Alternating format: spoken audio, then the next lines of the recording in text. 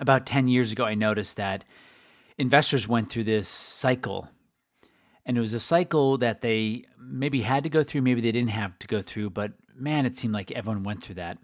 And the cycle has two phases. The first phase was they kind of went through this conventional advisor phase, and there's basically three different shades. It's really three different shades of the same color that conventional advisors come in. One is kind of the big box shade. The other is the independent advisor shade, and then there's the boutique advisor shade. But they're all the same. Well, they're all different shades of the same color. They're all conventional advisors. And what I mean by that is when you give them your money will go up and down with the market minus their fees, commissions, and expenses. And over time, that's about a 1 to 3% tax on your money. And so people who get clear on this, they say, wait a second, you're just giving me what the market gives me. I can do that. And so they say, I'll do it myself. And when they choose to take it on themselves, this starts the second phase of the cycle of investor awareness. And this phase is where they say they're going to do it themselves. And they get the books, they go to the workshops, they get some training, and eventually they end up in the pick of the month newsletter world where they're getting propositioned, they're getting introduced to, they're getting marketed to these amazing stories like the eBay of Brazil or the Amazon of China or the Google of France. And humans love these stories, and these stories are extremely well written. And so as investors, they say, oh, this must be what it is. It must be that I just need the right ticker symbol, the right company. Now, they don't say I just need the right story. I'm being a little sarcastic with that, but that's actually what it is. And so they enter this world of complete distraction and overwhelm and noise because these newsletter companies absolutely inundate their lives with newsletters and stories and ticker symbols. And so what happens when investors enter this second phase is their brain does one of two things. It either shuts down and they just stay in cash, or they stay in whatever positions they're in, which typically isn't, a good thing, or they start becoming, active traders. And active traders or just I will stay in cash, neither of those are good for the person's future, but this is where they spend a lot of time, and eventually they notice, well, that's not working.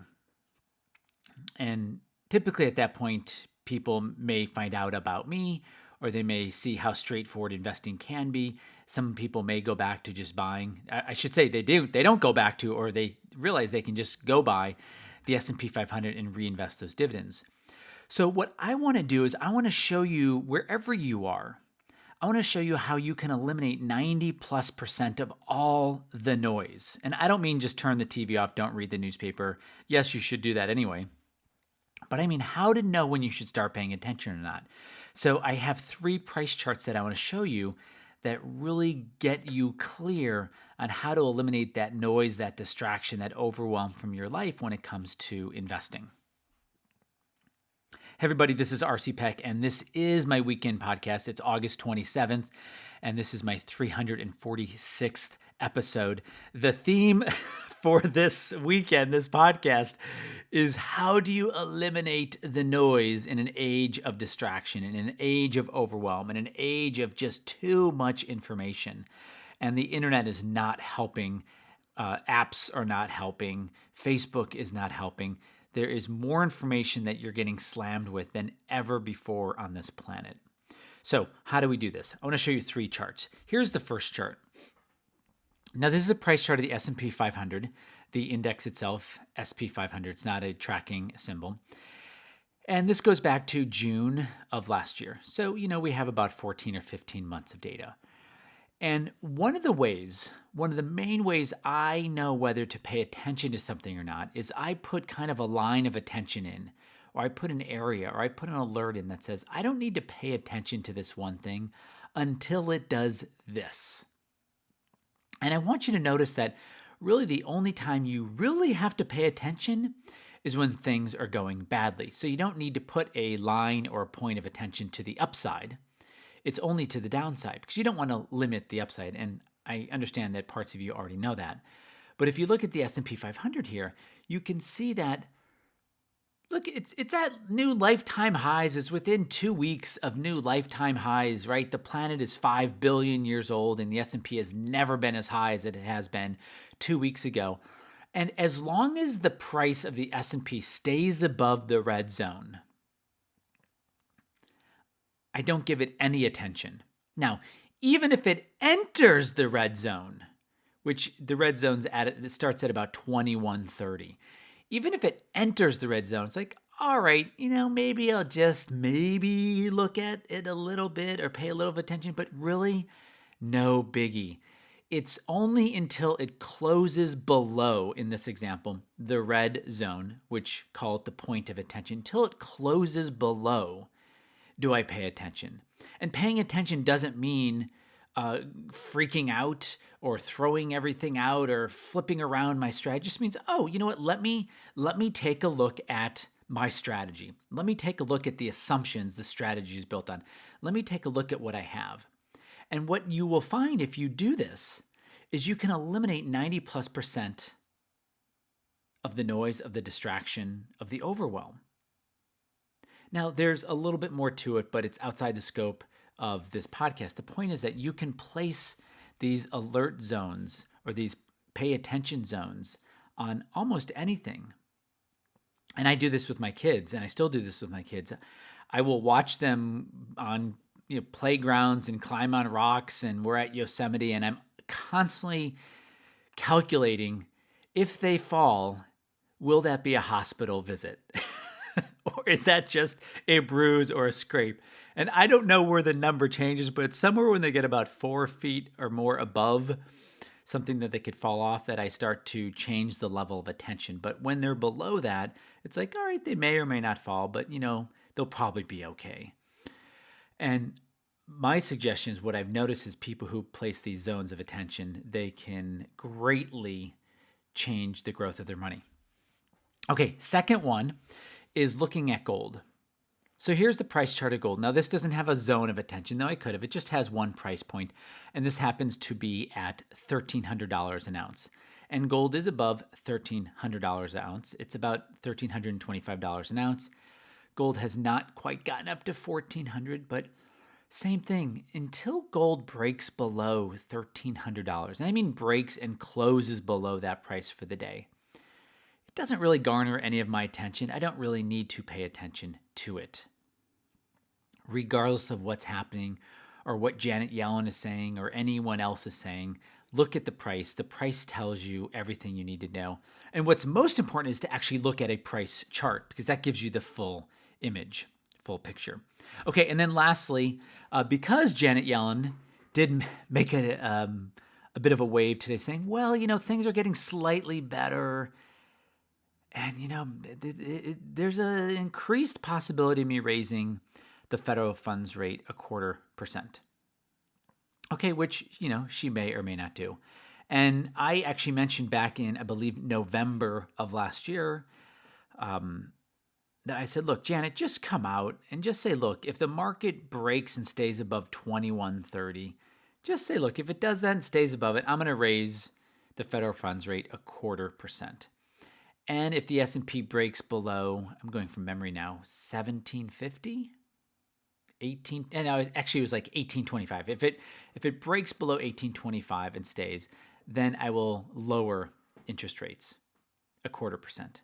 And just let the market know that, and then just step aside so it's fully aware. It will move out of that 2-year 15% channel eventually, but it will move out and go, okay, you know what? We're stronger to move to the upside, which the market has done. And we get that there'll be some interest rate increases, which, if you look historically at stocks, they like interest rate increases because that means things are getting better. So with the yield curve, we don't need to pay attention to the yield curve until it gets to 0, which is where the red line is. And this yield curve is telling you whether we should be concerned or not about the economy. So if you look back to 2006 here, yield curve went to 0, and same thing back in 2000. Now, the stock market did not peak until October of 2007, which is about right here. And then the market started falling for the next 18 months. Now, I'm not saying once the yield curve gets down to the red line, things are going to go bad. What I'm saying is I don't think anyone needs to pay attention to the yield curve until it gets to a zero. And I'm not saying it's going to get there, but if it doesn't, then no attention needs to be paid to it. Okay, so what is the takeaway? So look, the first takeaway is you're going to want to look for ways to eliminate noise and distraction and overwhelm. And if you've been listening to me for any amount of time, you know that I think the pick of the week, the pick of the day newsletter industry is a mechanism of distraction and overwhelm, and it does not help people. And the evidence is very clear behind this, that when people are getting too much information hitting their brain only does one of two things. It goes in and becomes an active trader. And we know that an active trader will underperform the S&P 500 by 3.3x. Basically what that means is if the S&P averaged 10% a year, the active trader following newsletters and moving in and moving out is going to grow their money about 3% a year, about 3 times worse than the S&P. Now, it would feel like they won't be doing that because they'll be in control. So I get why the brain wants to be an active trader. Or the other thing the brain does is it just goes silent. It's just, I'm not going to do anything. And it freezes. And usually where it freezes is where the client's money is out of the market for many, many multiple years, and they do nothing with it. So you want to eliminate noise. Now, that's not just a good idea. It actually grows your money really well, right? It enables you to increase your attention when it matters most.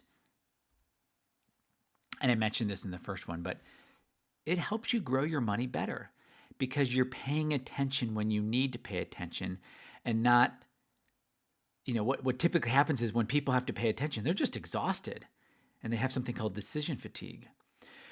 So the takeaway is you want to figure out a way to eliminate noise. It's one thing that I teach my clients to do. It's one thing I do myself, and it has had a great benefit to people's security and future. Hey guys, thank you so much for being in my world. This is just another step in helping you protect your portfolio and protect your future. Until next time, this is RC Peck.